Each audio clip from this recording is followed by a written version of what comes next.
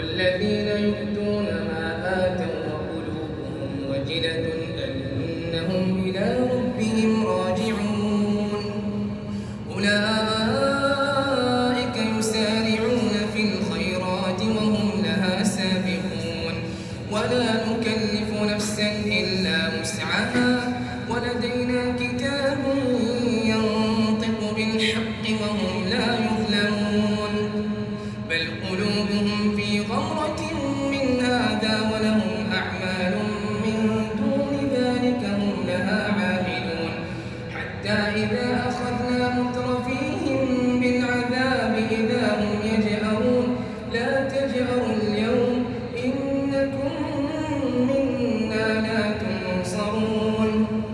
قد كانت آياتي تتلى عليكم فكنتم على أعقابكم تنكصون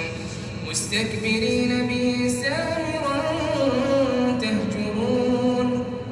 أفلم يدبروا القول أم جاءهم ما لم يأت آباءهم الأولين أم لم يعرفوا رسولهم فهم له منكرون أم يقولون به جنة بل جاءهم بالحق وأكثرهم للحق كارهون ولو اتبع الحق أهواءهم لفسدت السماوات والأرض ومن فيهن بل أتيناهم بذكرهم فهم عن ذكرهم معرضون أم تسألهم خرجا فخراج ربك خير وهو خير الرازقين وإنك لتدعوهم إلى صراط مستقيم وإن الذين لا يؤمنون بالآخرة عن الصراط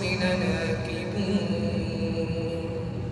ولقد أخذناهم بالعذاب فما استكانوا لربهم وما يتضرعون حتى إذا فتحنا عليهم بابا ذا عذاب شديد إذا هم فيه مبلسون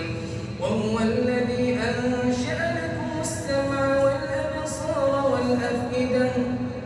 قليلا ما تشكرون وهو الذي ذرأكم في الأرض وإليه تحشرون وهو الذي يحيي ويميت وله اختلاف الليل والنهار أفلا تعقلون بل قالوا مثل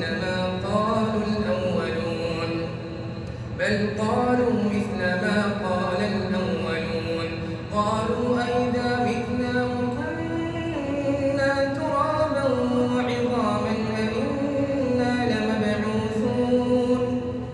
لقد وعدنا نحن وآباؤنا هذا من قبل إن هذا إلا أساطير الأولين قل لمن الأرض ومن فيها إن كنتم تعلمون سيقولون لله